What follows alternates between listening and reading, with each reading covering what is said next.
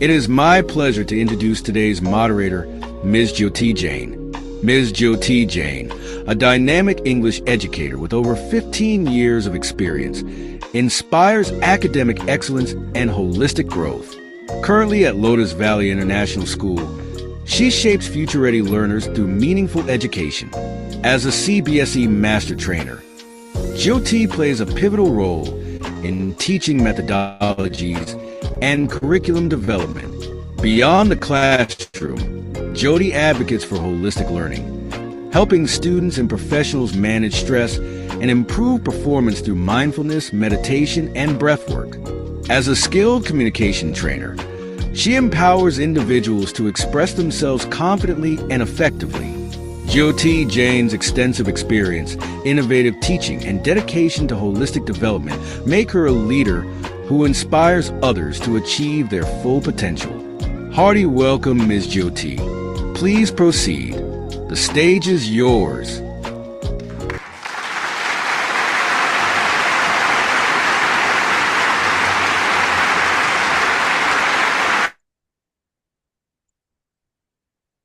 Thank you, sir. Thank you for your kind words. Please proceed. Thank you. Namaste and a very good evening, everyone. Greetings from Extra Mile, a leading educational platform envisioned by Dr. Abdul Salam, the founder of BTAG, to revolutionize education and training. With its unparalleled pool of resource persons, Extra Mile excels in delivering customized online and offline trainings across India. Before we begin, I would like to express my gratitude to Dr. Abdul Salam Sir and Extra Mile Education and Training for providing me with this wonderful opportunity as the moderator of today's session. I also extend a warm and hearty welcome to all the participants. As we begin this discussion on 20 effective strategies for teaching in English, it is a true joy to have each and every one of you as a vital part of the webinar. We, teachers, can create thriving classrooms through differentiation, clear communication, feedback, collaboration, and independent learning. Today's session is all about implementing strategies for teaching English effectively and creating a dynamic and inclusive learning environment that helps students develop their English language skills effectively. So, before we begin with today's session, there are a few points that I would like to brief you about. Any query during this session can be conveyed through the meeting chat box. In order to have an interactive experience, you may clear your doubts by asking questions. Kindly use the virtual hand raise button and wait for your name to be called out for asking your query. The last one is to receive your certificates. Kindly note that the previous option of filling up Google form is no longer available. So kindly visit the website www.btag.in and sign up if you're using it for the first time. It's a self-explanatory portal, and you will receive your certificate through your registered WhatsApp number. Ladies and gentlemen, we are privileged to have amongst us Dr. Abdul Salam, who is the visionary founder and CEO of Bharat Transformers and Academic Group and Extra Mile Education and Training. He is a distinguished CBSE resource person and master trainer who has significant contributions to the education sector. He serves as an assessor of National Accreditation Board for Education and Training under the Government of India. On behalf of all the participants, I welcome Dr. Abdul Salam, sir, to address the audience. Over to you, sir. Thank you. Thank you, Jyoti. Very good evening, everybody. Very glad to address the English teaching fraternity. Today, everybody is English, I think. English teachers, HODs and all. Miss Jyoti is also as an English teacher. Sohini ma'am, yeah. So thank you so much, Sohini ma'am, for offering this session. Definitely, we have to, keep changing the strategies in order to avoid the monotonous of teaching English. English teaching or any language teaching should be making students engaged in the learning process. They practice through experiential learning. They learn, and lots of techniques we have to use. And we are very much, uh, glad that these study strategies are, being put forth in front of the English teachers so that they can make use of them. Thank you so much once again for joining. Let's sit back and listen to the resource person, Ms. Sokini, today. Thank you so much. Once again, happy welcome to Extra Mile Education and Training. Over to the moderator. Thank you. Jyoti ma'am, over to you. Thank you, sir. Thank you for your gracious acknowledgement. Ladies and gentlemen, it's time to welcome our esteemed resource person for today's session, Ms. Sohini Roy Biswas. Ms. Sohini holds a master's degree in English literature from University of Calcutta with merit and a B.Ed from Jivaji University. With over 14 years of experience, she has served as a PGT and a Head of Department English at Amrita Vidyalayam, New Delhi. Ms. Sohini's dedication to academic excellence has earned her a certificate of appreciation from the former Education Minister, Ms. Smriti Irani. She has also been a CBSE Grade 12 English evaluator for 8 years. Currently, she continues to inspire young learners as a PGT English at a 21K school. Ma'am, it is indeed our pleasure to have you here with your gracious presence. I would request you to take over the proceedings of the evening. Thank you so much. I will take a minute to share my screen. Ms. Jyoti, kindly let me know if you are able to see my screen once it is presented. Yes, ma'am. Your screen is All right, visible. I'll share the sound also. Great. You are able to see my screen, right? Yeah. Okay, that's really great. Okay, so thank you, Ms. Jyoti, for that warm welcome. And a very good evening to Dr. Salam and all the eminent educators present here. It's an absolute honor to be here on this platform. And let me tell you that each time I participate in one of Extra Miles webinars, I find myself to be more equipped and enriched as a teacher. So, ladies and gentlemen, without further ado, let's start. And let me tell you that today's session is going to be all about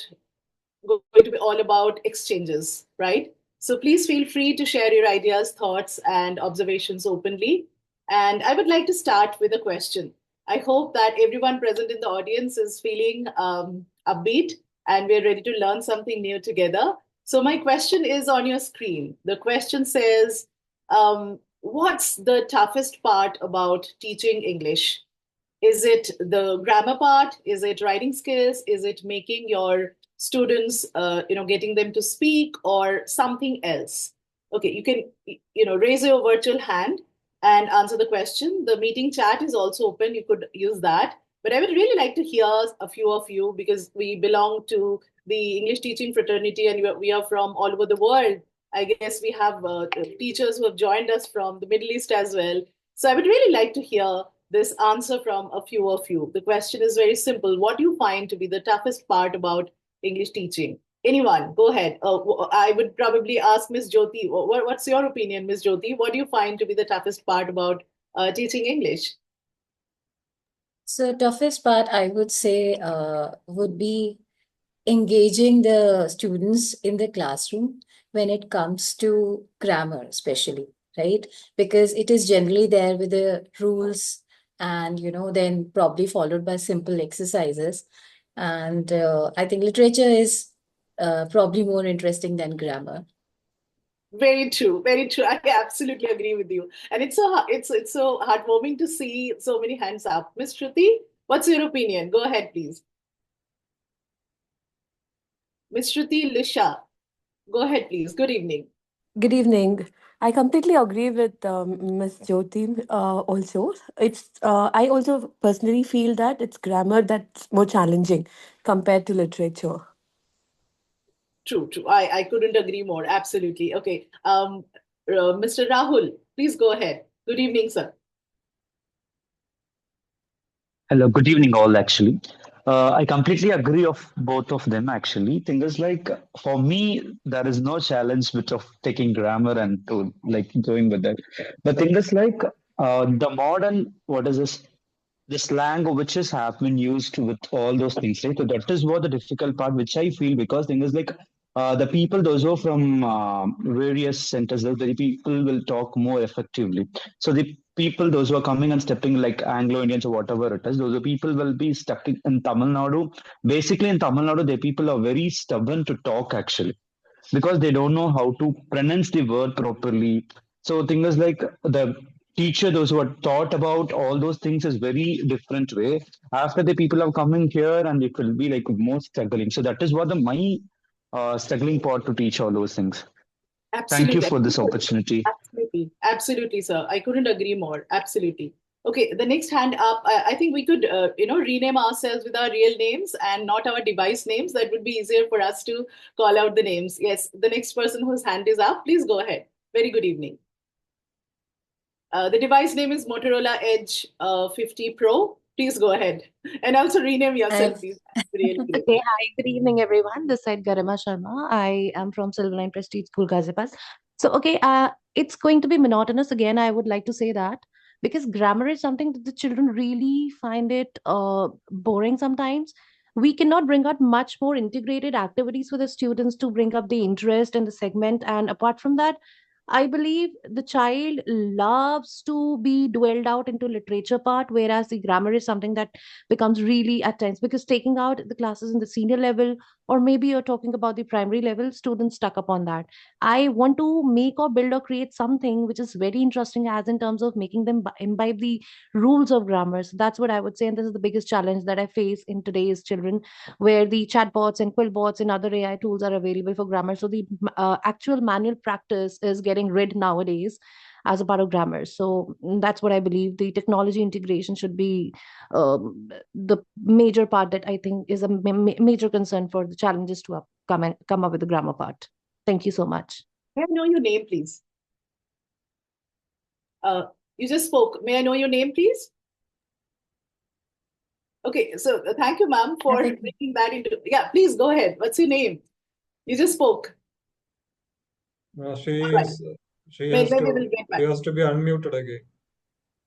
Yeah, I guess. Okay, no problem. Just please use the meeting chat for answering because I think you just brought into perspective something that I mean to take up extensively and discuss during the session. So I just wanted to thank you, taking a name, and thank you for that. Yes, I think there was one more hand up. Please go ahead. So Please Kini, don't. there is one more, two windows are open. Yeah, there are two windows open. If you can please take care of that, ma'am. Yeah. Oh, is it so? That's my bad. Yeah. I'll try and rectify that quickly. Another one we have is Meghalaya, ma'am. Meghalaya, ma'am, you can speak. Yes, Meanwhile, Meghala. ma'am Yes, is. yes. In the Yeah. meanwhile, kindly go ahead. Very good evening, everyone. This is Meghla Acharya from Ayodhya, Science of Senior Secondary School. Actually, when it comes to the challenge now, I feel I make my students feel that this is not it's not a superior language. Like from the generations we are now, it was a thing that if you know English, you are very superior. But I don't want this thing in my students or my child. I just tell them that it's just another language and it is as easy as Hindi or the language you speak. And while teaching grammar, I make sure that they give me answers or they form sentences like I'm a TGT teacher. So I make sure that they give responses so that it will be easy for them to learn. Main thing is they should not think that this is a barrier or it's a language barrier, and if they don't know English, they can't do anything further. Absolutely. Very, very true. I mean, it's a global language and we absolutely need to address it and address the the difficult parts and the challenges that we face along the way. Ms. Jyoti, are we able to see the screen now properly? Yes, we can see the screen. We have two more participants with hands raised. I think they have Absolutely. So the unraised their hand. the slide is Yeah. visible and not the notes anymore? Yeah, the We notes are can not give visible them anymore. chance later. Yeah, sure. Absolutely. I'll do that. Okay. So I'll get back to that later. And sorry about the PPT blunder here. I'm really sorry about it. Okay. So moving ahead, I would like to take up a case study. All right. So let's talk about this case study and see how we are able to find our counterpart in this lady called Miss Aisha. And I would like someone to kindly go ahead. Mekhala, maybe you can go ahead and read this case study to us. Please go ahead. Ms. Mekhala, would you like to read this case study to us? Go ahead, please.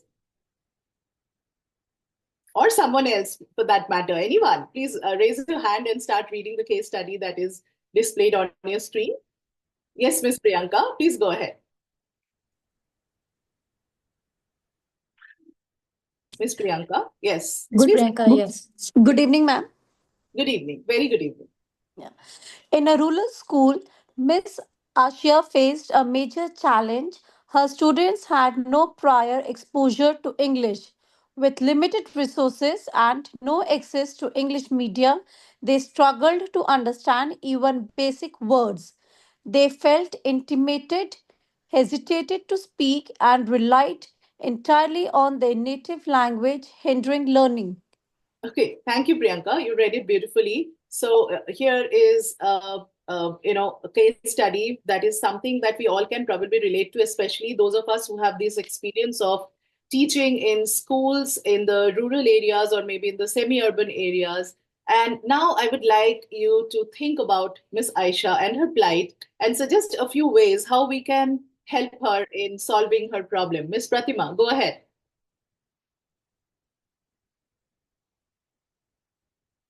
Very good evening, ma'am. I am Pratima from Silverline Prestige. Very aptly asked this question that yes, a number of schools are facing this issue regarding the teaching of English language. So what we can do, we can introduce an English channel for these kind of students, and any particular resource person can teach out there. So this way, technically we can mend the requirement of these students, and if we can take the help from the government to introduce a channel, that will create definitely wonder for our society and our country. Absolutely. Effective use of media, you mean. Thank you Yeah. so much. Thank you so much. Anyone else who would like to throw some light here and help Miss Aisha? Okay, Miss Radha, go ahead. I'm so glad to get such an interactive audience. Please go ahead, Miss Radha. Okay, let's be quick about unmuting ourselves and giving our answers. Miss Radha, please go ahead. Mr. Hello, Ram. can you hear me now? Yes, Miss Radha, go ahead. Yeah. So I think the teacher facing this challenge could probably start by addressing the children in the vernacular or in the regional language initially, and then guide them on small, simple sentences and regular vocabulary that would be used for everyday communication initially. So, for example, if the children are well versed in Hindi, she starts talking Namaste. This is how we say greeting, good morning. So, a literal translation step by step, and then build the confidence that they can do it and have those vocabulary words, recounted every day, which would help them become more familiar and take this forward. It might take a little time initially, but then it will definitely build the confidence of everybody. And then the teacher will have them learning pretty quickly. Thank you so much. See, that is the beauty of Extra Mile as a platform. We have teachers from diverse experiences, and that's why any problem or any challenge that is put forward in front of us, it is very easy to solve because we all are together and we are sharing our best practices. Absolutely. So in a rural school or in a school where the students, they are not native speakers or they have minimum exposure to English, I think effective use of medium or media and a bilingual approach. Somebody was saying, some teacher was saying that bilingual approach to where we gradually transition students from native language to English language can be really, really helpful. Okay, so that tells us that yes, teaching English is indeed a challenging task. It goes without saying, right? And it also this entire discussion also brings us to the purpose behind today's session. Teaching English effectively requires a mix of creativity, strategy, adaptability. Someone was talking about grammar teaching becoming monotonous, how to do something about it. So in this session, we will explore 20 powerful techniques to engage students. Whether you're teaching, someone was saying that I'm teaching in the higher standards. So whether you're teaching, the beginners or the advanced level learners, I hope that, when we close the session, you have something to take away with you from here. So let's get started and let's make our teaching more dynamic and impactful. All right, moving ahead. So the agenda today will include innovative strategies to enhance English language teaching. We'll lay our focus on technology because we are living in an evolving world. So technology is something that we cannot push aside really. We'll talk about gamification. We'll talk about storytelling. We'll talk about real world simulation. And probably the highlight of today's session is going to be incorporation of integration of sustainable development goals given by the United Nations into our English lessons to make the entire experience a really enjoyable and relatable experience. So, dear educators, I would request you to stay tuned till the very end. All right. So let us first understand, as we started with this discussion, why is English language learning so difficult? Of course, because of the complex grammar rules. I think you have enunciated it very clearly already. And also because of the extensive vocabulary that our students don't know and unrelatable text selection. Sometimes the text that they read, they can't really relate to that. Lack of everyday exposure. And of course, we always see that students think in their native language, whether it's Bengali, it's Tamil, it is Hindi. They think in their native language first, and then they go ahead and try and translate that into English. Let me put this in form of data, right? We are living in a world where data is the new currency. So let me put it in form of data. According to a very reliable survey, it is said that about 25% learners struggle with English grammar. Okay, so that takes a heavy chunk. While 20% of the students find vocabulary overwhelming. Additionally, 30% face challenge because of limited exposure. I think someone was just talking about it. And 10% and 10% because of their inability to think in English, and the remaining 10% because they are not, they're not able to relate to the texts or the teaching methodology that the teachers are using in school. So the job for us, the English teachers, is to consider all these troubles and then, think of coming ahead and coming up with techniques which will address these areas. So what we often do is we sort of go into that complacency zone where we think that, okay, we will teach the way we have learned. However, we need to take into account that the times have changed and so has the world. So we have to, make our teaching style more engaging and interactive. Patience and adaptability are the keys here, because if we are, not adaptive enough, then what will happen is our students will not be able to, relate to what we are teaching. And I think the final thing here that we are going to talk about extensively is innovation. Innovation is the key, because if we are innovative, then we will be able to make our classrooms a place where, all sorts of wonders take place. All right. So let us go into those 20 effective techniques one at a time. All right. Okay. First and foremost, I think we all have come across this term called gamification. It is doing the rounds, not just in social media, but also, any webinar, any seminar you go to, we are talking about gamification a lot. But I think, I don't know about you, but, as far as I'm concerned, I always thought that gamification has something to do with computers, something to do with the internet. It was until very recently when I found a beautiful video on YouTube where a very simple school in Maharashtra. It's a government school in Maharashtra. They're using this technique of gamification, and they're using it very beautifully. Someone was talking about how to make grammar rules interesting, because just giving them rules from the textbooks is just not fun anymore, right? So trust me, when I talk about gamification in language, this teaching method involves integrating game elements like points, like challenges, like rewards into lessons to enhance engagement. So if you just go into the class and start with the chalk and the blackboard, the students might feel that they are not they're not interested. But when it takes the shape of a game, then it is much more engaging for the students, right? So trust me, it is not expensive, or it does not require any special equipment. Let me take you to this government school that I was talking about, where the teacher is teaching a very important topic of grammar called subject-verb agreement.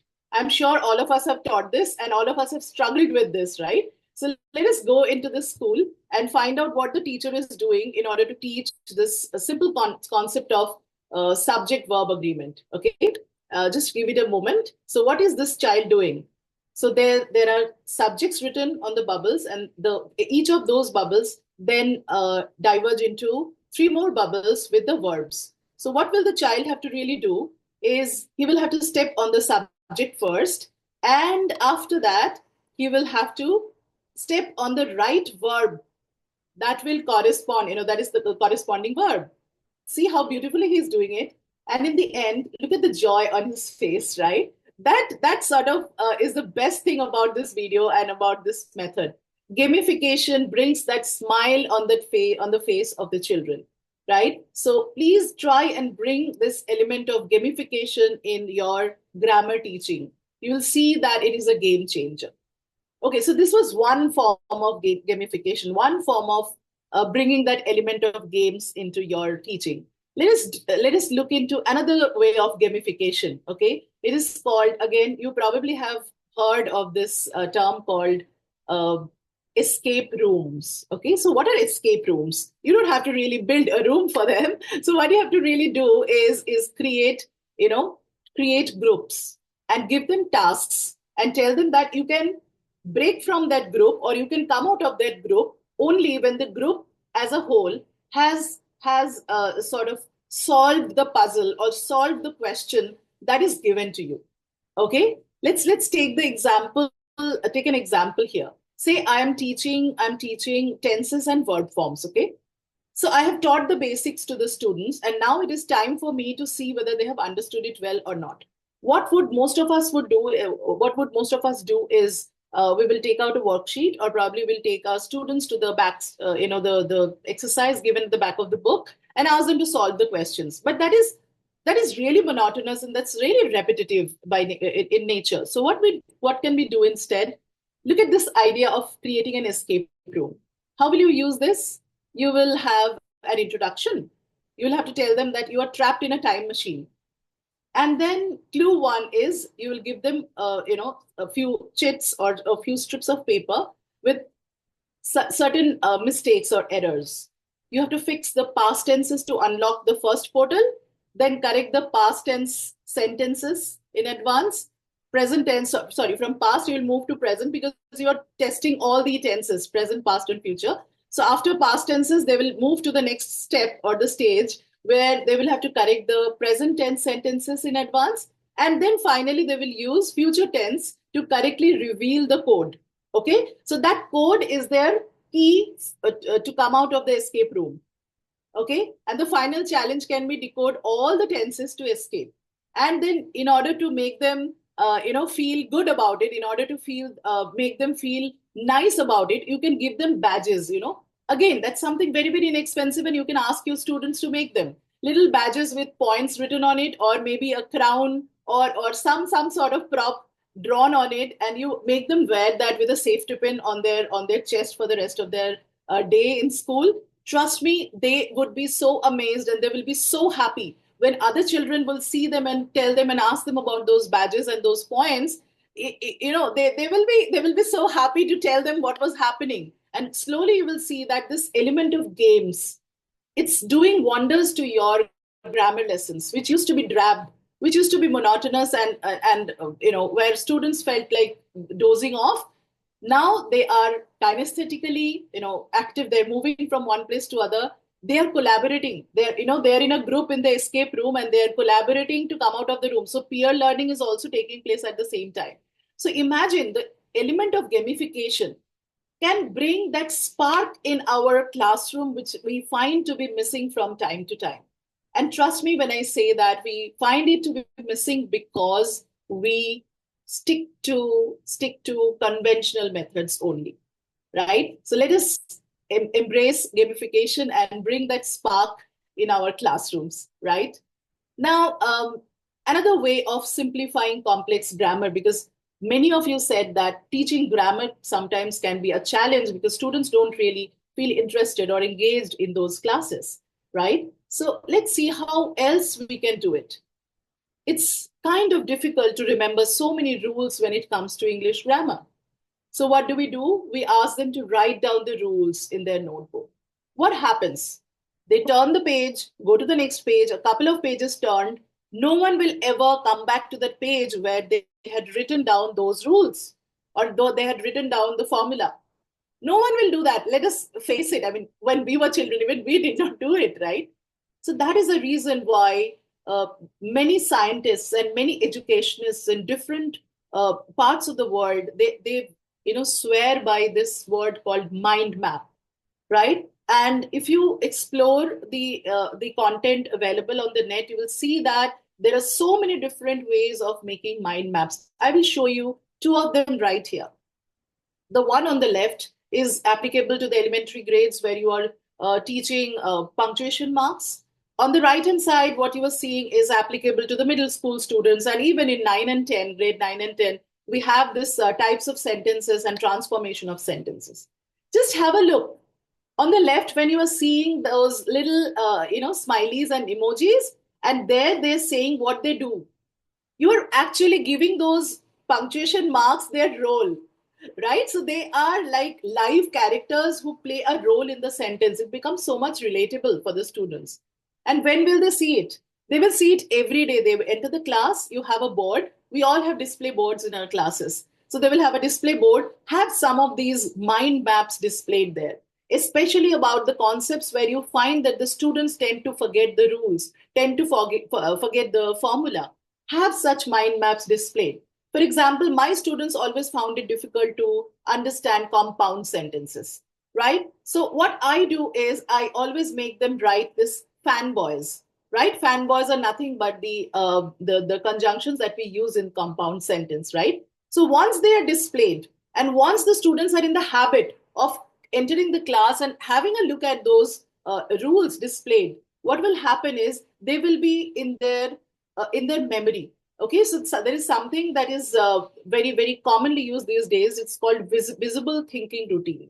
So these mind maps will become part of their visible thinking routine, right? And very soon you will see that they have started solving those questions correctly, which they were struggling with before, right? So this is one way of making grammar interesting, and the concepts can be remembered for a longer period of time if we do this.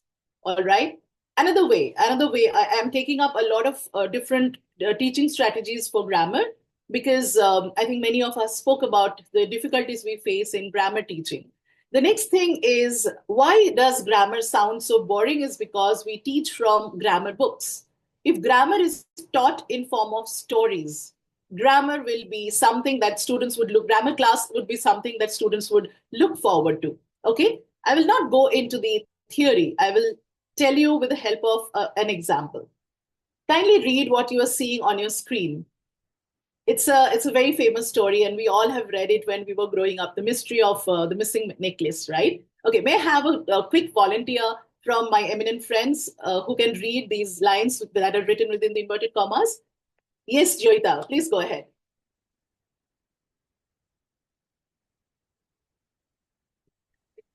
Ms. Joita, please go ahead. Yes, you're unmuted, Jyota, ma'am.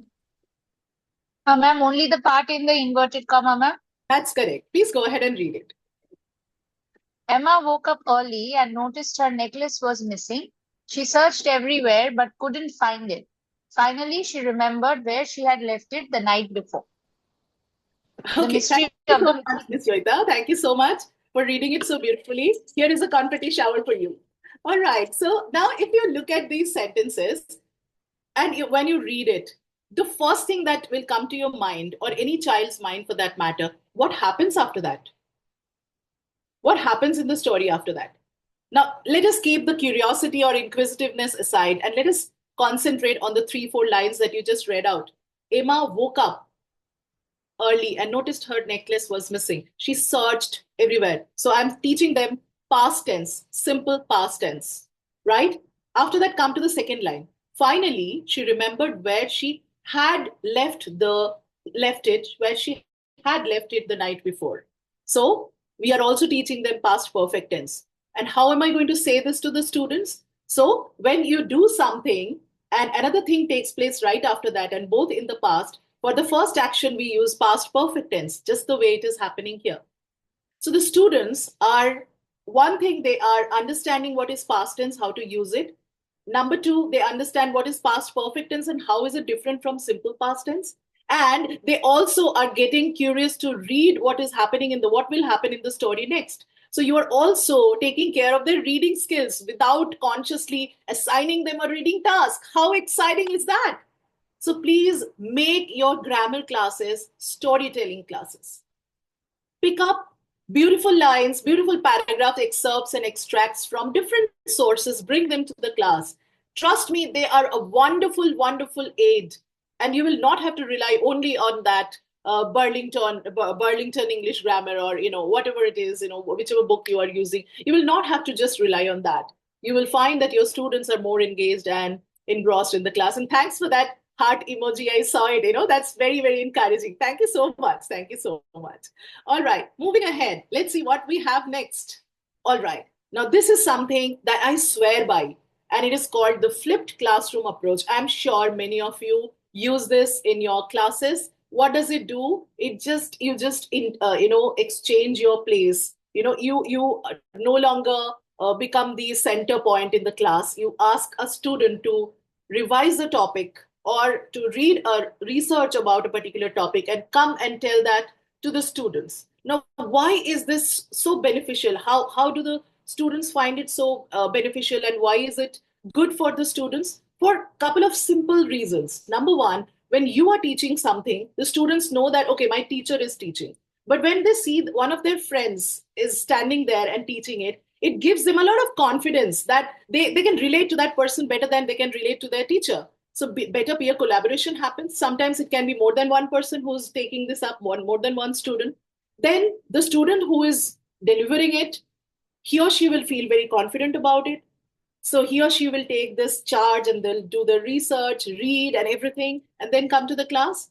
Improved confidence is one thing, then fresh perspective added to that particular topic. And more importantly, deeper concept retention. If I'm taught a subject, I will remember it for some time.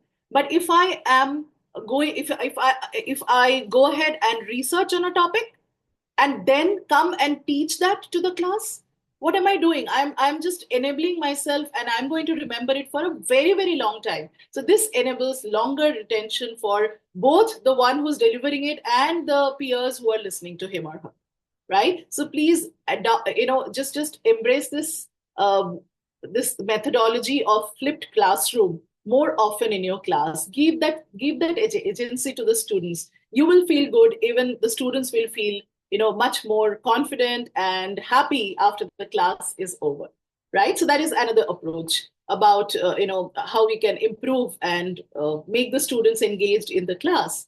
Now, I was talking about incorporating SDGs, or the Sustainable Development Goals.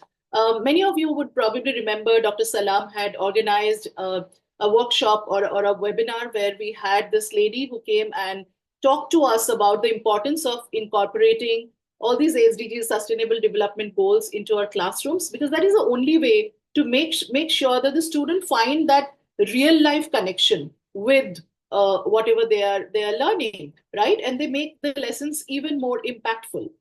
Now, how do we do that? When we are teaching a lesson, rather than just seeing it as a story, we have to also look at it and find out if there are some sustainable development goals hidden in that. Let us talk about topics which talk about climate change, that talk about gender equality or sustainable development. Let me take you to my class. I'm an English teacher in 21K school, and in recent times, in grade 11, I taught this lesson called Bholi. This lesson talks about colorism, okay, and it talks about how beautifully, the society makes us believe that if you are not fair, you are not beautiful. Okay, so what this lesson is all about. So what I did was I incorporated this colorism as a sustainable development goal and gave it to the students as a research topic. You can see on your screen what my students did. I'm so proud of them. You see, they went around and they interviewed people from different walks of life in a restaurant, or in a college student, a student at a bus stop. They interviewed a host of people and got their perspective to me. And now they know why colorism is bad and why we should not label somebody as fair or dark. So what did I do? I incorporated a sustainable development goal into that in that lesson. And I can guarantee you that whatever that lesson imparts, these students are never going to forget it. Won't you agree? Yes, Miss Pratima, you have something to say. Please go ahead. Miss Pratima, you have raised your hand. Do you have something to say, or is it by mistake? That's perfectly all right. Okay. Thank you, ma'am. I was yes. not able to unmute myself. Oh, I'm so sorry. Yes, please. Ma'am beautifully described. I just want to intervene in between that. Okay. Yes, first of all, Bholi is in grade 10. Bholi Right. chapter is from grade 10. Right. And moreover, what we are doing in a school, we introduced design thinking, and where we are capturing all the sustainable development goals in it, when we talk about making a water candy in the Wow. classroom. And we are integrating the topics like tsunami is very much there in grade 8 English. Absolutely. Absolutely. It And talks about we, taking care of the climate, right? yeah, and Correct. we are doing a subject integration also, when we Wow. integrated it with science and mathematics even too, to know the frequency of that particular thing. So See, design that's a thinking great is, idea. yeah, design thinking is the new concept which we used to do in our school, and where the students are preparing their own projects and working on these sustainable goals. Really, Uh, congratulations, Miss Pratima. Which school do you belong to? I mean, where do you come from? I and Miss Garima, we three, four teachers joined this meeting, and we are from Silver Line Prestige.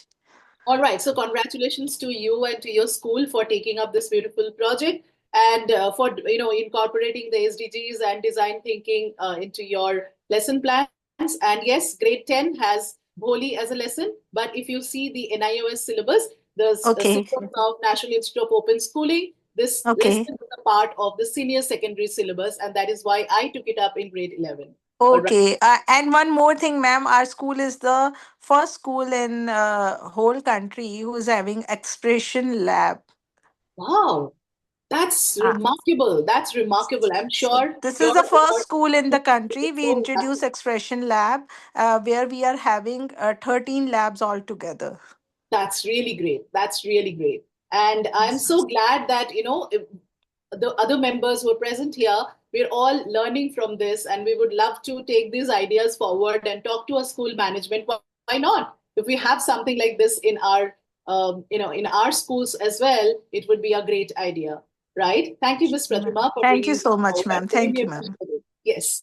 All right. So now let's talk about, okay, we have spoken about grammar for quite some time, and let's talk about writing skills now. Okay, so this is yet another area where we find that our students are not so interested, not so keen. And as somebody, I think Mr. Rahul was correctly pointing out that, with the advent of, with the arrival of these AI tools, the students have started using those tools to write paragraphs, letters, and whatnot. And you can, you can make out when you read them, they are so, they reek of artificial intelligence. So that is not the right idea for the students to do. So what we can do is we can have this different approach of having simulation activities for writing skills. Let's talk about job application. I'm sure all the teachers who teach in the higher classes, you would have this as a topic, writing a job application. And if I may take all the questions a little later, if that is okay,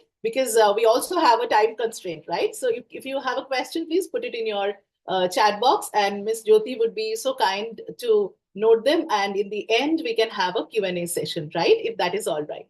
Okay, so now we're talking about simulation activities and making writing a job application easier for the students. So what do? Usually we give them the format, of the CV or the resume, and tell them that this is how a job application is written. And we ask them to replicate that, right? And we ask them, okay, now you write an application to apply for the role of a teacher. Say that student doesn't want to be a teacher, or we ask them to apply for the post of an engineer. They say that student wants something else. So recently, I had this approach of taking up simulation activity of asking my students of grade 11. They're all 16 plus, of course, because that is the age cap you have if you want to join any any networking networking channel, sort of professional networking channel or handle. So I asked them all to join LinkedIn or Glassdoor, for that matter. You can choose your own handle. And then I asked them to go ahead and read about the jobs, okay? Find out what kind of jobs are posted there. And from there, find out the job that they are most interested in. And then find out what are the relevant skill set. Now, those of you who use LinkedIn very commonly, you would know that this is something that are listed there. Okay, if you are applying for this job, so these are the key skills that you need to have in order to be eligible for that job. So I told them that if you like a job, find out what is the key skill set that you would require, and then you build your resume for that. Trust me, the next week, I had a tough time telling my children to quieten down and settle down, because they all were so excited. They told me that one of them had found an internship opportunity, which they can do remotely, and they can get a certificate for that. A lot of them told me that they found out about different positions and opportunities which they never thought existed.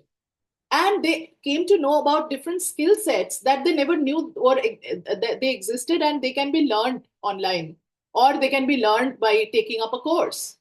They were so excited, and I had no problem. I'm telling you, I had no problem in asking them or making them write the job application and the resume. They were more than very happy to do it, because they were applying for their dream job. So instead of just taking up job application as a topic where you will pull out a worksheet and give them and ask them, okay, apply for this job, they may not be interested. But if they find their dream job on, maybe you take up Times Ascent, right? That is yet another place where you can find a lot of job vacancies. So you can ask them, find out the job that interests you, and then build your resume, and then you're actually preparing them for the future. Don't you think so? Right? So that is yet another approach to take up writing skills, right? Okay, moving ahead.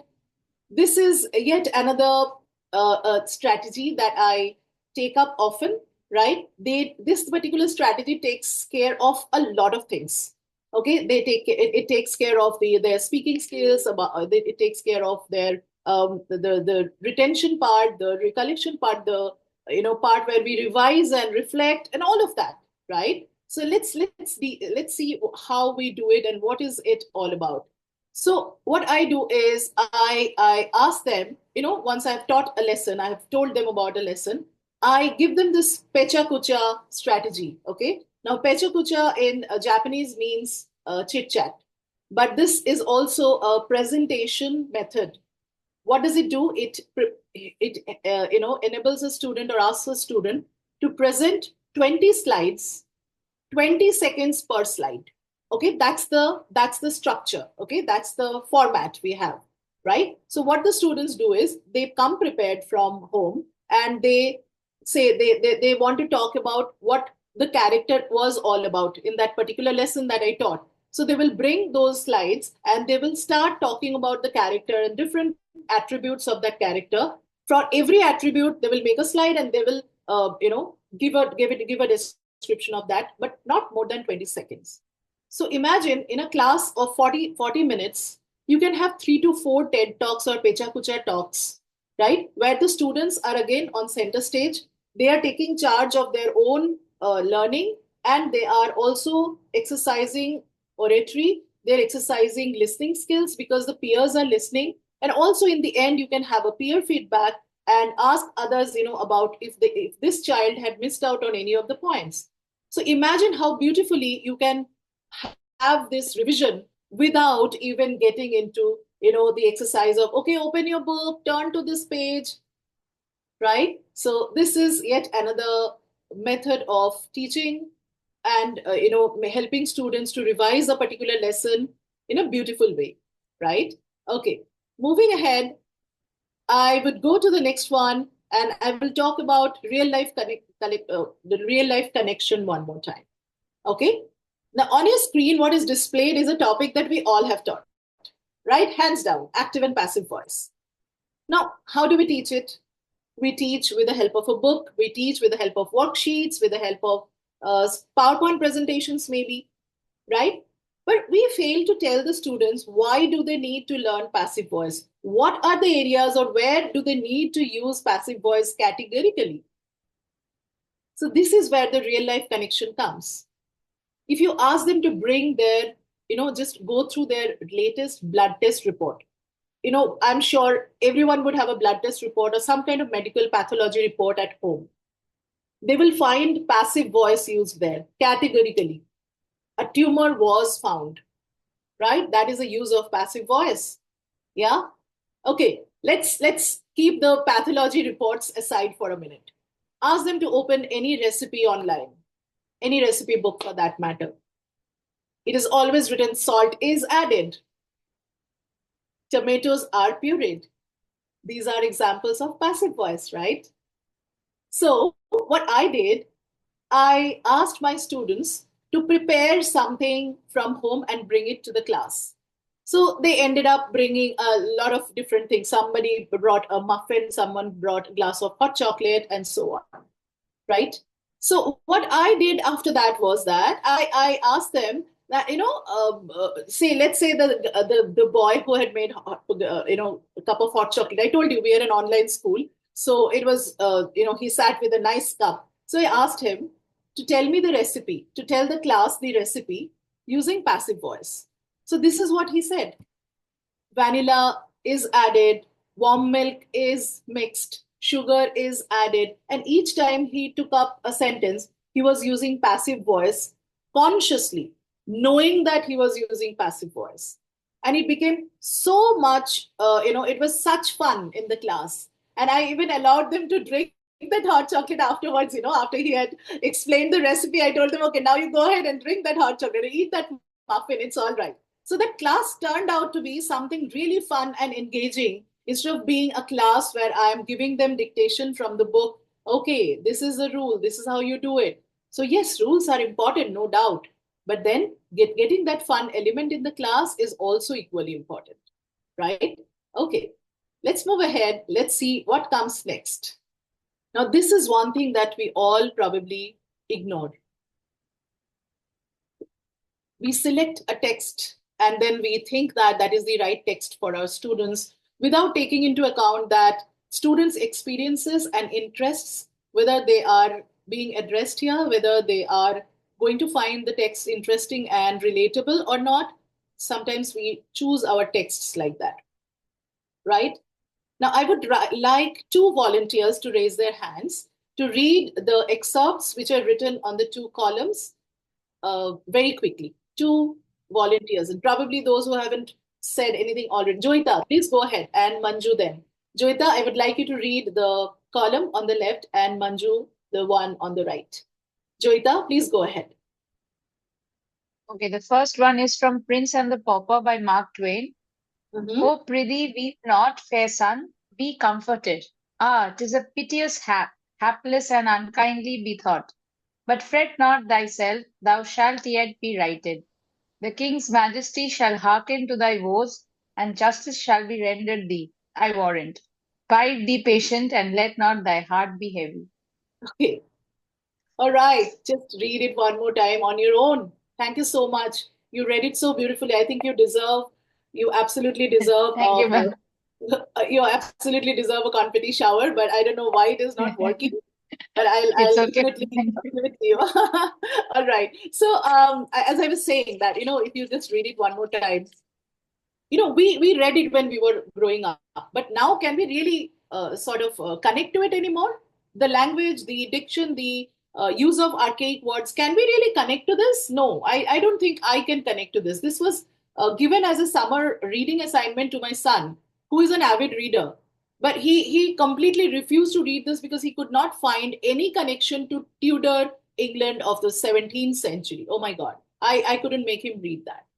On the other hand, I would request Joita to go ahead and read the second excerpt, please. Please go ahead.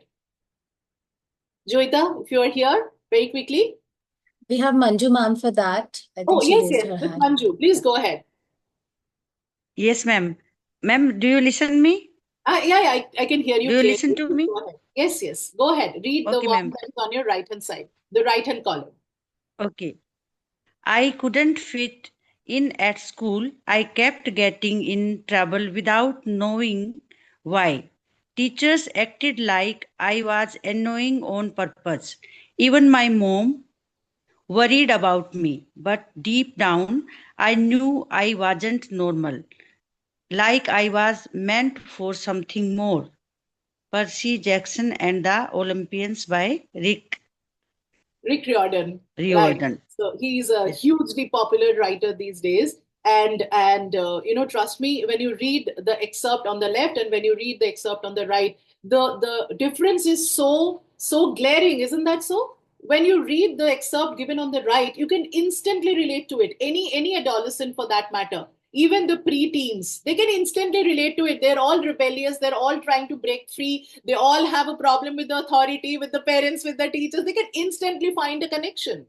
So, what is my purpose? My purpose is to build that reading skills in my students, to build the comprehension skills. Why give them an archaic text with which they will never find any connection? And trust me, in my schools, I've seen that teachers are very fond of picking up. Okay, I have to give some reading assignment, or I have to give a reading assignment for the summer vacation. Read Pride and Prejudice. Of course, we have to read the classics. I'm not asking you to forget William Shakespeare altogether. I'm not asking you to forget Jane Austen altogether. But I'm telling you that give them exposure to the contemporary texts and the relatable texts, even the regional texts. Sometimes the regional authors are doing a marvelous job.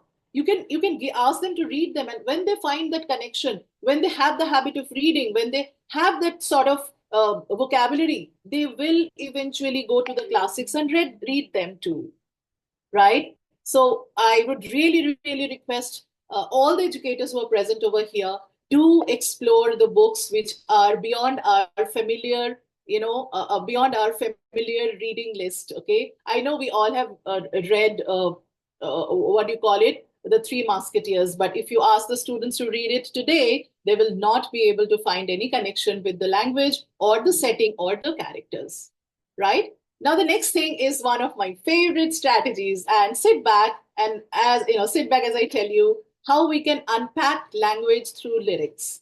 And for doing that, I would go to the next slide, and probably this is something that we all have heard while growing up.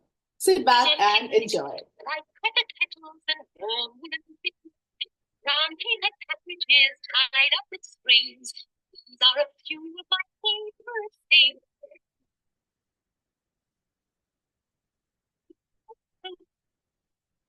Apple street, square bells, sleigh bells, and schnitzel with the moon. Wild things that fly with the moon on wings. Some are cute, things. All right.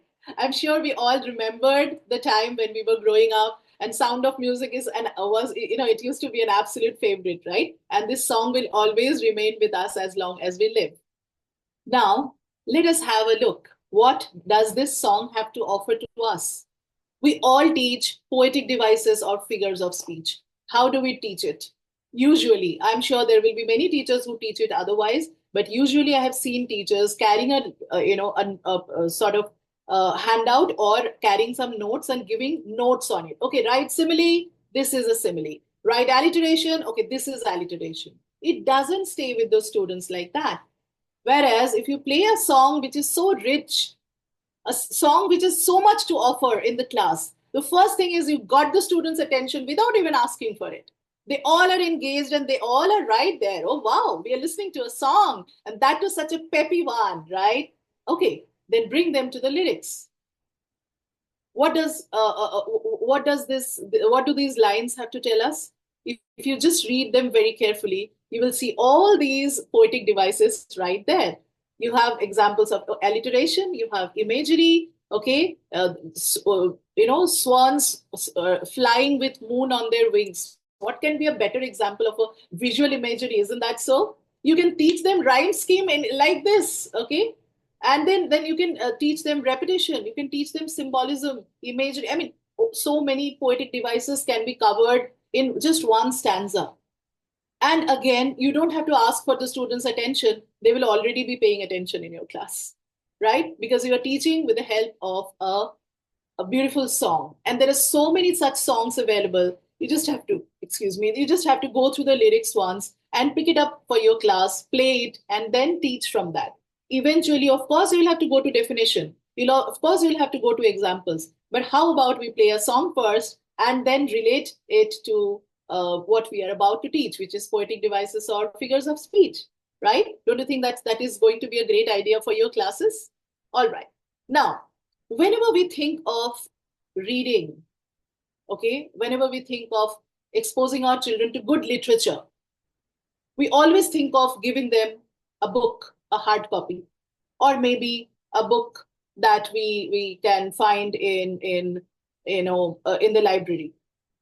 Very, very few times I've seen teachers really taking up comics or graphic novels, whereas our Indian writers have started using a lot of comics and graphic novels, started writing a lot of comics and graphic novels, especially addressed to the young children, starting from very young children from the elementary grades to the adolescents. They're writing some beautiful comics where they are, in a pictorial way, they are telling them about their life, their struggles, their different challenges that they face in different phases of life. So this is a beautiful way to have them read. So especially those who don't like those long, tiring novels to read, a comic book or a graphic novel is an ideal way to engage them. Give them a graphic novel, those pictures, those colors and illustrations will have their attention, will grab their attention, and before they know it, they will be into the story. They'll be dragged into the story, right? So I would request everyone to please make sure that you are, sort of experimenting with genres and not just sticking to long reading texts like novels and all. Also, experiment with comics and graphic novels. Yeah. Ms. Pratima, if we can have your question very quickly.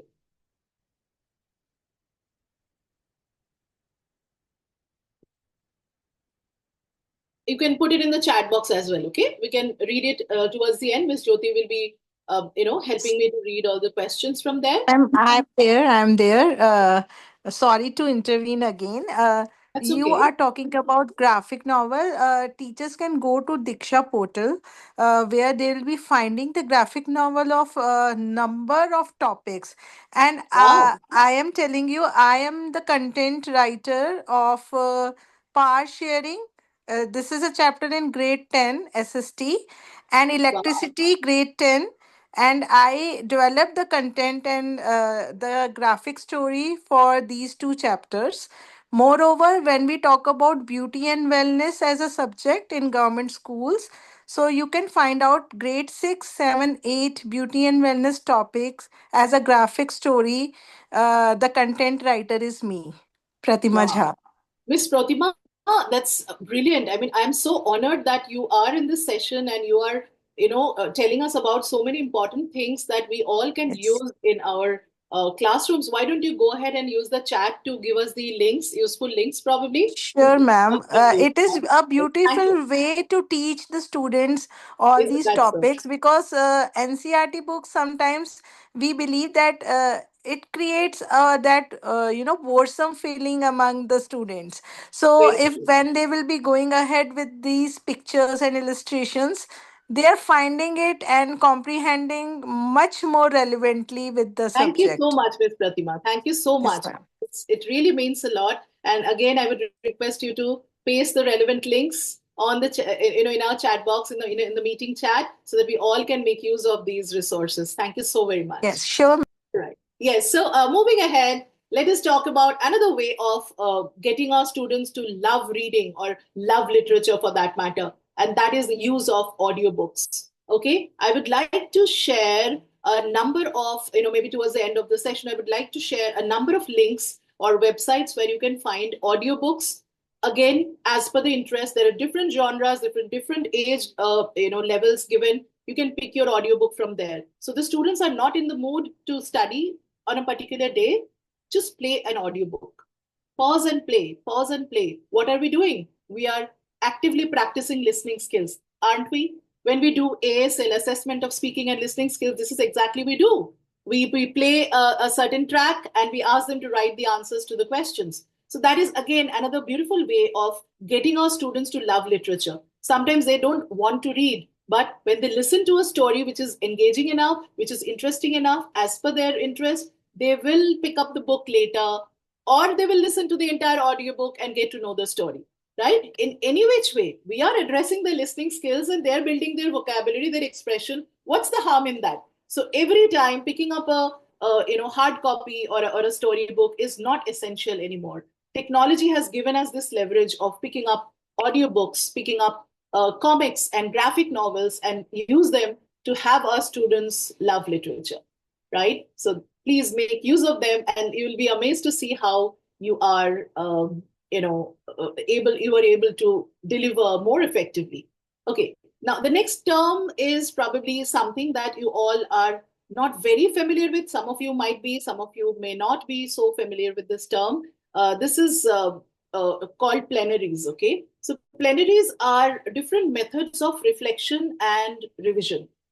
Okay, so what we do is when we are coming to the end of the class and we have completed a topic, typically our job is to ask the students to pick up a notebook, write the question and the answer, question and answer, question and answer. Sometimes that exercise gets boring.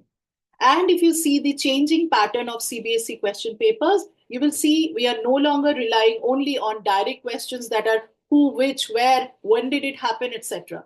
We have a variety of different kinds of questions which the students are supposed to answer. And for that, they need to reflect, they need to use their problem solving, analytical, and critical thinking skills, right? So for that reason, you can use plenaries. Plenaries are different activities that are used for revision. Let's say exit ticket.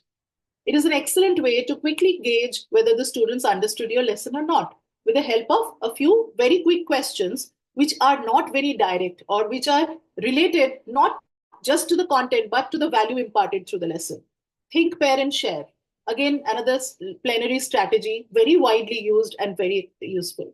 Another thing is this 3-2-1 method. I think this is something that I spoke about in one of the previous sessions where the students list 3 things that they learned, 2 interesting things that they learned, and 1 question that they have at the end of the lesson. Imagine how comprehensive this whole idea is. 3-2-1. You can even ask them for 1-minute summary. So they have to summarize this entire lesson in just 1 minute. So what are we doing? You're showing them that your teacher is not all about write answers in the notebook, fill them up, and I'll just correct them. Your teacher is also telling you or teaching you how to reflect, how to use your critical thinking skills, how to develop your oratory skills at the same time, right? So maybe we can have another session on plenaries entirely some other day. Okay, now the next thing is having a scaffolded approach when we are asking our students to write. I don't know about you, but in my school where I was a student, my teacher was very fond of giving us writing skills tasks in this way. Write a paragraph on any of the following topics. And that's it. she will sit and we will write. We will struggle and write. Some of us, we could manage. Some of us, we struggled. We couldn't do it. Why? Because this approach is completely dated. This is not working anymore. When we are giving a student a writing task, let us be a little considerate and let us scaffold that. Let me give you a very simple exercise example. We all have done story writing in our classes, right? Especially in 5, 6, 7, we have done picture composition, story writing, and so on. What can we do? We can do something very simple. What is that? You tell them that you have to make a pyramid first. Just draw a triangle. I'm sure many of you have already done it. So you have the expository where you build the characters, then you have the rising action, then the action reaches the climax, then we have the falling action where the problem is getting resolved, and then you have resolution where the story comes to an end. Now, if you have this scaffolded approach, and when the students build the story along this line, and then they start writing the story, you will see that this entire writing task becomes so much easier and so much more, engaging for the students because they know which direction they're going or taking the story to, right? So by doing this, you can even, you will see that the students have fallen in love with writing. Many of them have this habit of writing short stories and poems. If you have a scaffolded approach, if they know how to approach a particular writing task, you will see that they're fallen in love with writing, right? Now, again, we can never take teaching away from the real world scenario, the real life situations. So instead of just asking them to write paragraphs or just asking them to write letter writing, I understand they are in our syllabus and those are important. But at the same time, instead of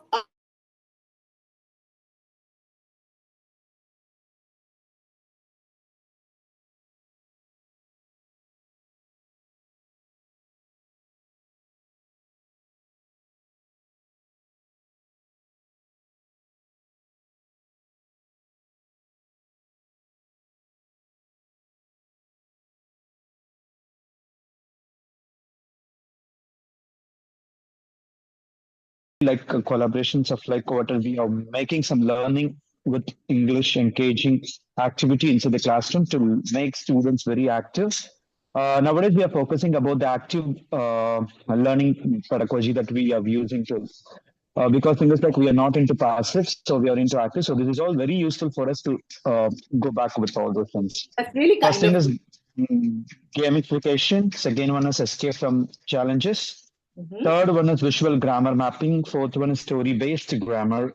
And then like flipped classroom approach. We are already using actually, our principal ma'am has integrated this to used in the classroom actually. And stimulating activity. Topic is in folks like with writing skills and reading skills and to communicate with other, all those things is are adapted into stimulating activities.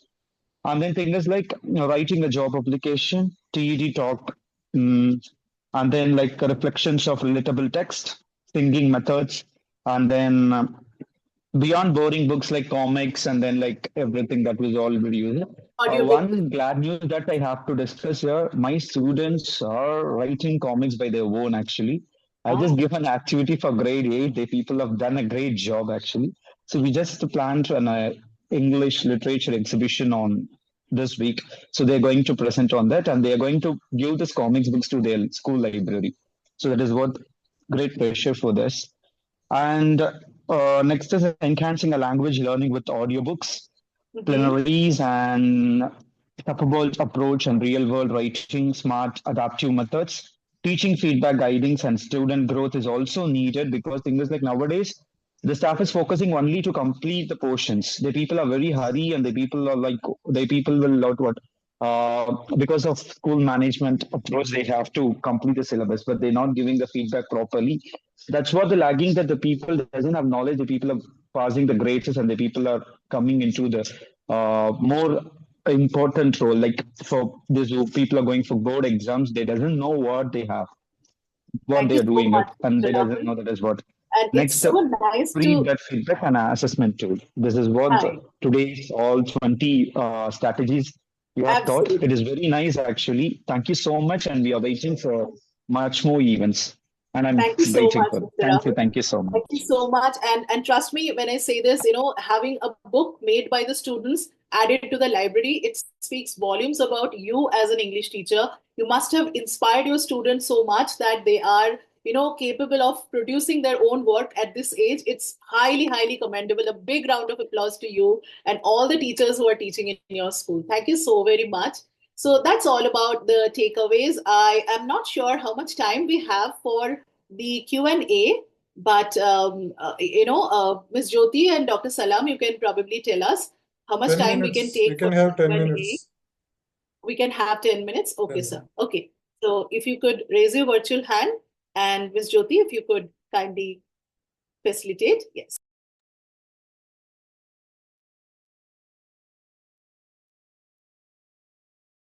So, thank you, ma'am. We extend our sincere gratitude to our esteemed resource person for sharing such invaluable insights on effective Sorry to cut you strategies. in, Ms. Jyoti. I think Ms. Niyati has a question. I'm going ahead with the questions. Don't worry about that. Oh, okay. All right. I would like to just extend Okay. thank you to you, and then Please. I'll take up the questions as well. All right. Yeah. Okay, let's go ahead with the questions. I don't have any problem in that. Yeah, Miss Yeah. Niyati, Hello. please go Yeah, I ahead. don't have You a are question. unmuted. I don't have a question. I just wanted to add to the assessment tools that you shared.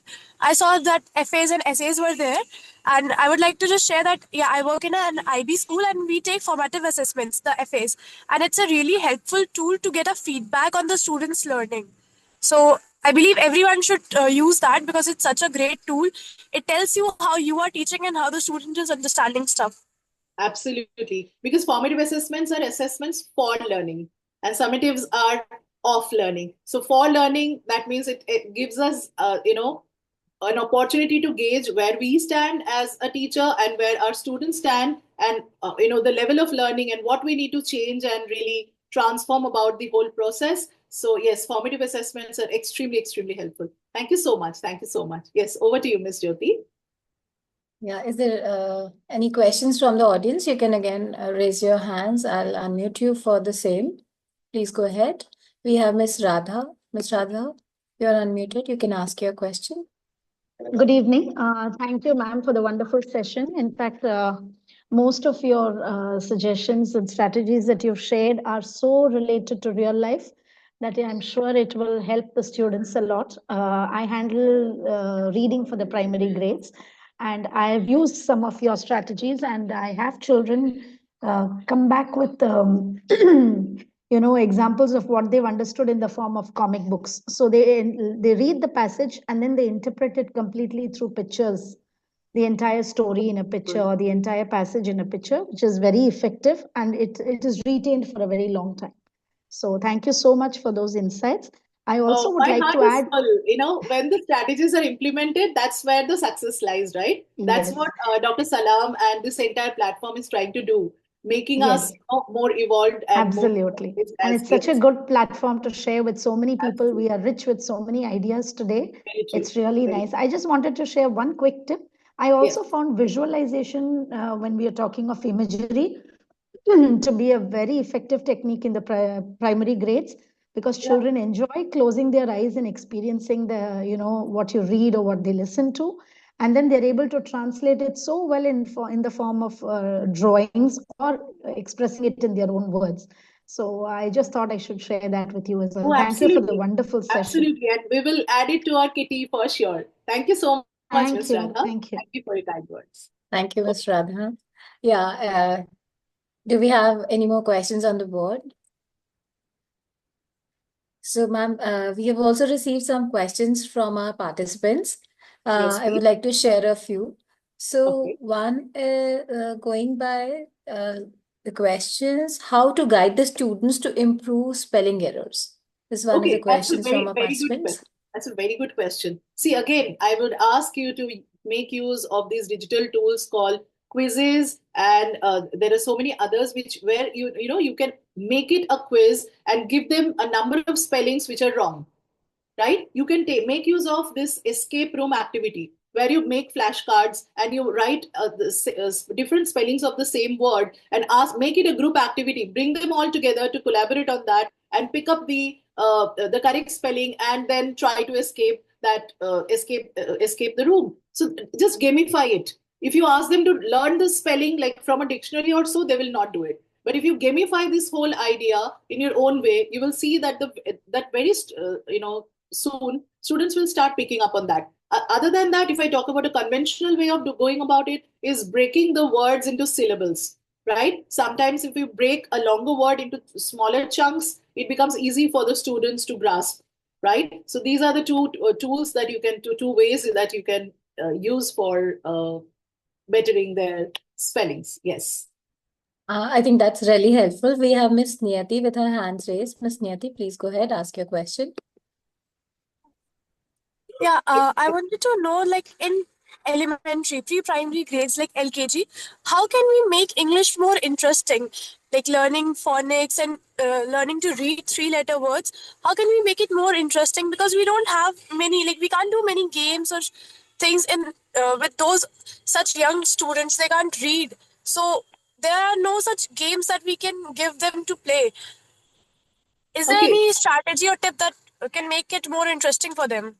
All right. So I would thank you, Ms. Niyati, for that question, but I completely beg to differ. I think the extensive use of gamification can happen in the elementary grades, right? So it's just that you have to strategize. For example, you must have seen teachers teaching the elementary grade students the yellow, red, and green light with the help of flashcards or with the help of an activity. So you are actually gamifying all the concept teaching that you are doing there, right? So there are different ways how you can gamify. For example, instead of asking them to read A for apple, you can actually have a basket full of fruits of different kinds, and then ask them to identify the word and then take it next to it, right? So in this way, you can gamify any concept that you are teaching, whether it is from science, mathematics, English, or any other thing for that matter. And as far as phonics is concerned, I'm sure you are taking help of a lot of audio tools, right? Where you are playing different phonic sounds and making them listen. Phonics is best learned through audio, audio medium, through audios, right? So please make use of these, and probably we can have another session entirely dedicated to elementary grades where we talk about different other strategies as well. But then, yes, I would definitely recommend gamifying all the concepts, because that will have the students engaged and imparting knowledge would become easier. Thank you. Yes. Yeah, thank you, ma'am.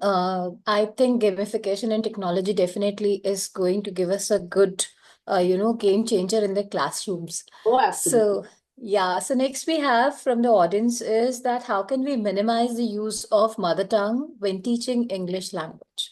All right. I think so.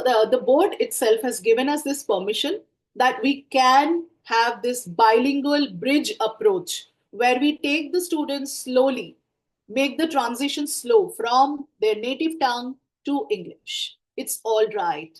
As long as we are having a steady and layered approach to take them through this transition, it's okay to have, in the elementary grades or in the middle grades, having this native language, if they are thinking in the native language or if they're talking in the native language, let us not cut them short. Let us not make them feel embarrassed. Let us give them what will help them. Let us start by, this is something that was greatly helpful. And this is one of my colleagues had shared with me. She happened to go to a school which did not have, the students did not have much of English exposure. So what she did was she made a, running dictionary for them, where she made them write all the sentences that they use throughout the day. Okay? अभी खाने का वक्त है, ठीक है, अभी हम lunch खाएंगे. Such sentences which they use day in and day out. She made a dictionary out of it. Just imagine the tenacity of the teacher and the dedication of the teacher. And then she, whenever the child would say something, she would ask that child, okay, you refer to the dictionary. The dictionary will be kept on the teacher's table. You refer to the dictionary and find out how you say that in English. And slowly, and then the peers would start pitching in. Okay, no, this is not how you say it. आप इसको ऐसे बोलेंगे, right? So in this kind of way, it's a multi-layered approach. The parents have to be involved, the teacher, the peers, the management, everyone has to be involved in this, right? So again, a lot of visual designing can also help, in form of displays and all. That can also help. So yes, use of native tongue is not a crime. I think 10 years ago, we would say, oh my God, we are an English medium school. You can never speak in English language, in any other vernaculars. So we are not having that kind of mindset anymore. We are telling them that, this bilingual bridge approach is the right approach when it comes to, overcoming this problem of native speaking or thinking in native language first, right? So yes, that could be a game changer for you, to use, to steal a word from Ms. Jyoti. Yes, over to you. Thank you, ma'am. I think that completely aligns with CBSE's recent workshop on Right. multilingualism in pedagogy as well. Yeah, going ahead, we have another question. How to teach poem effectively in senior classes? Oh, wow, I just love that question. Because remember, a poem, we destroy a poem or we completely kill a poem when we break it. First, ask the students to listen to the recitation. If you have a recitation somewhere recorded, you can play that or you can yourself read it out. Let them enjoy and appreciate the beauty of the poem first. Don't just enter the class and start breaking it down into stanzas and start explaining. I think Wordsworth himself had said that we kill a poem when we over explain it. Please don't do that. The first approach should be to read the poem in its entirety. Let the students enjoy the beauty of the rhythm, the beauty of how the poet has written. Then talk about the theme. Let that sink in. Okay? And then you sort of start your dissection. Okay? Take the stanzas out and explain what are the poetic devices used here. Also, please make connections. When you are reading a poem, it's teaching a poem, why don't we take them outside? We all have a playground, right? If the poem has something to do with nature, just take them outside if of course the weather permits you. But read it sitting under the blue sky some days. It will help the students to appreciate the poem even more, right? And then once they have understood the theme, so start with reading, recitation, then comes the theme, and then you start dividing it into small chunks, the stanzas, and then you go ahead and explain it. I'm sure if you do that, students will really start appreciating and enjoying reading poems. Yeah. Yes. Yeah. Thank you, ma'am. I think the idea of nature walk is really, beautiful. Going with my last question. Okay. So, the participants, our educators, are looking forward to have the strategies for low performing students, average students, and Right. the advanced learners. How can we use your strategies, whatever you have suggested, for all these kinds of learners that we have in our classroom? Right. That's a beautiful question. Whosoever asked it, thank you so much for that. Okay. So I think the real test, the acid test for a teacher is when we are able to effectively deliver it to the student who's at the bottom of the stack, right? Who's not performing well. Teaching the student who's doing well, brilliantly performing, the credit is not ours. He has come ready from somewhere. So there are a couple of approaches. First is graded approach, right? So I know it's a class of 35, 40 students, but have a graded approach. You should know where your students stand. So you have to be a little slow with the students who are not able to catch things very fast, right? The second thing is what I do in our school, we have graded worksheets, and those worksheets, we have 3 categories of students in our school. Now that's an internal thing. The students don't know about it, but we have categorized the students into 3 layers. One is called Spark, the other one is called Ember, and the third one is called Glow. The Ember category is somewhere at the bottom where they are not able to grasp the concepts very well. So what we do is, especially when we are teaching grammar, we simplify it. We make a study material which starts by simplifying the concept of grammar in form of a mind map or in form of a tree diagram or in some kind of graphic way. Following that, there will be 5 questions which are really simple. Anyone can do it. So the moment they are able to solve those 5 questions, their confidence level goes up. And profusely appreciate them in class. Wow, you have done a marvelous job. Yesterday you were here and today you are here. You have done a marvelous job. These words of appreciation goes a long way in boosting their confidence and keeping them on the task, right? They will not try to run away. I am not able to do it. Just let us just push it away. They will not push it under the carpet if you're encouraging enough, right? So this graded approach, which is very difficult to do in the classroom itself, but when you are giving them the support material, I'm sure all the school teachers, all the English teachers send out study material to their students. So we have enrichment material. Similarly, create very, very simplified material for that category which is struggling with concepts, especially when it comes to grammar, right? If you start this, it might sound like a task in the first year, but by the time you're on the second year, you go to the second year, you will see that you already have it. All that you have to do is just improvise it and give it to the next batch, right? So please have this graded approach. It really helps. As I said, in our school, we have this approach: Ember, Spark, and Glow, right? That is how we have categorized the students, and that is how we dish out our support material, and it really helps. Trust me. And yes, appreciation is the key to it, right? Be encouraging. Yes.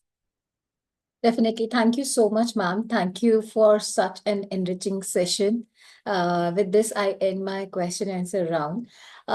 So your expertise and passion has inspired us, and your contribution will undoubtedly will have a lasting impact on us, on our understanding of teaching strategies. Whatever you have, delivered today is definitely going to help the educators, and the kind of, exchange that has happened for the different kind of techniques which the teachers are using in their classroom definitely is going to contribute and make the classroom a better place and a better learning experience for the learners as well.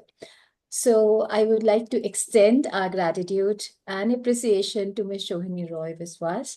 The presentation was really inspiring, and we truly appreciate your commitment to promoting strategies for implementing and for equipping our educators. Thank you, ma'am, for your time and dedication and for empowering our educators.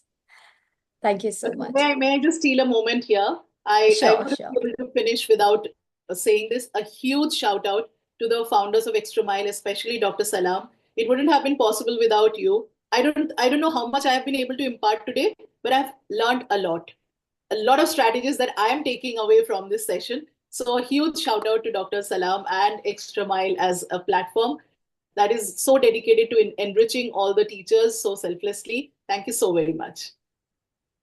Definitely going ahead with this. Extra Mile is a great platform. I really admire and appreciate, when the teachers of the same, especially when we're talking about same subject are together, we definitely get to learn a lot from each other as well.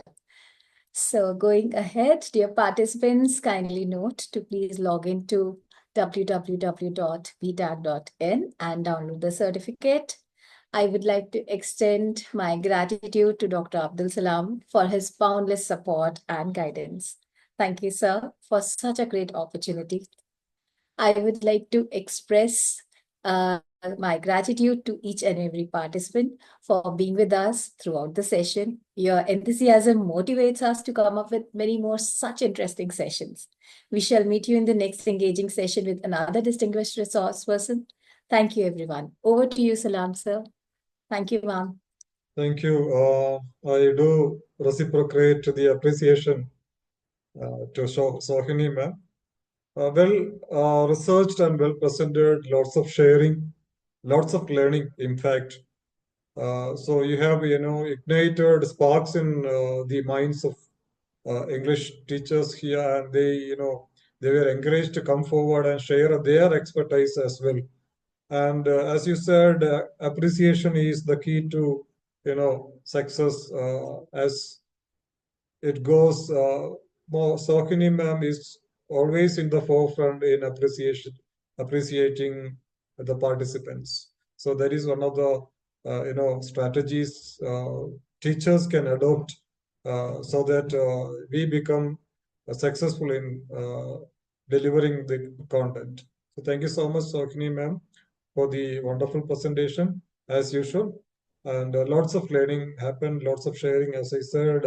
It was an interactive session and with lots of discussions were happening. And thank you so much for your time and effort in preparing these strategies. And we got some additional strategies as well. More than 20 strategies we got. Thank you so much once again. Equally, it's always a pleasure. Equally appreciating Jyoti ma'am for the beautiful moderation, as she always have been doing it. So thank you so much, Jyoti ma'am. We request you to keep, associating with us because we have been telling Jyoti ma'am also to, take a session, but she's busy with so many other things, mindfulness, yoga, this thing and that thing.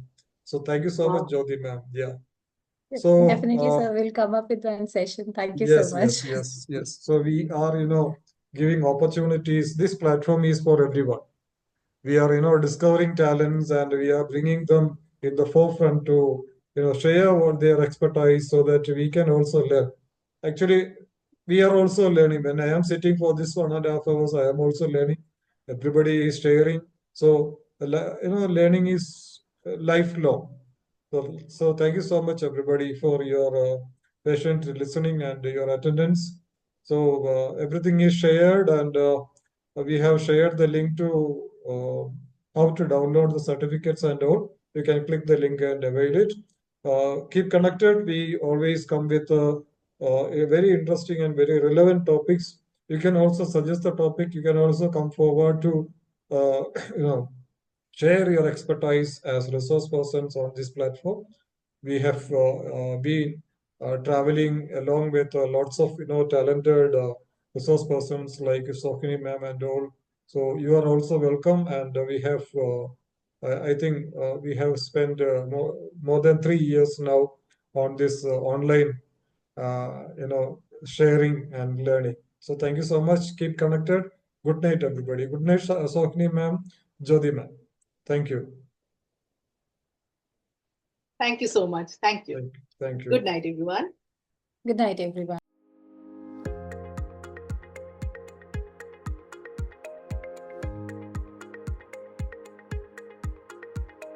So when you open the browser, you have to just log in with b-tag.in.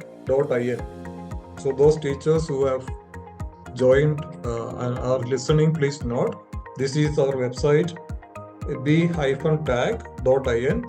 You click and this page will appear, wherein you will be asked to sign in or sign up. If you have already, this is first time, so you have to do the sign up. Okay, so this is the sign up page. This is just like any website or any, where you register and do the transaction down, the same thing. First, you have to make a sign up by giving your name. Please remember to give your name in full. The same name will be appearing in the certificate. So let us be very careful about the name spelling and all.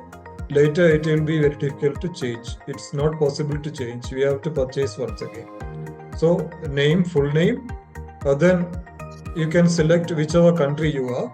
So mostly Gulf countries and all, they can select accordingly. The select option is available. All the countries select options are available. So accordingly you can select the country code. So and enter your WhatsApp number. Okay. Enter your WhatsApp number because the certificates and OTP, everything will be coming to your WhatsApp number. So after entering the WhatsApp number, give a valid email address. You have to give a valid email address and which you have to remember the email address. Then create a password. When you create a password, you have to remember these things. Minimum 8 characters should be there. Lowercase letters, at least one uppercase letter and one number. Then sign up.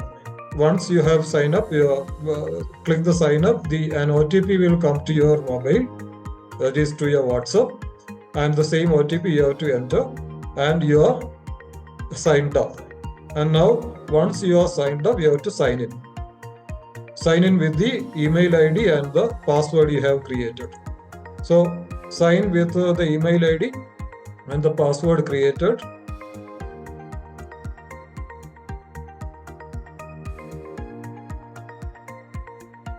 I will show you. So I am signing in. So when I sign in, I can see all the sessions conducted last year, that means till December. You can view all the sessions. A page consists of 20 sessions. And you have to go to the next page. You can click the double arrow. It will take you to the next page. And today's session we will enter once the session is about to be over. So we have conducted 65 sessions last year. All the 65 sessions are there, and it's video. Their videos are available on YouTube. You can watch and you can avail certificate. And today's session we will be adding as 66. So once you select the session, any session, if you want to avail certificate, request certificate, you have to click request certificate, and here you have to give feedback, attended live or you watched on YouTube, your feedback about the session. Then amount is 150, and you accept the terms and conditions. Now you have to pay, just like what you do for ticket for aeroplane ticket purchase and all, flight ticket purchase and all. You can do. It will be taking you to the payment gateway. So there are many options. You can do either UPI, or you can use your card, or you can use net banking. If you have any wallet, you can add wallet also here. Mostly you will be using UPI, I suppose. So you can scan this QR code for UPI. So that's all. Once payment is made, the certificate will immediately come to your WhatsApp. You can open in PDF form, it will be coming, and also on the page your certificate will be there, which you can view and download.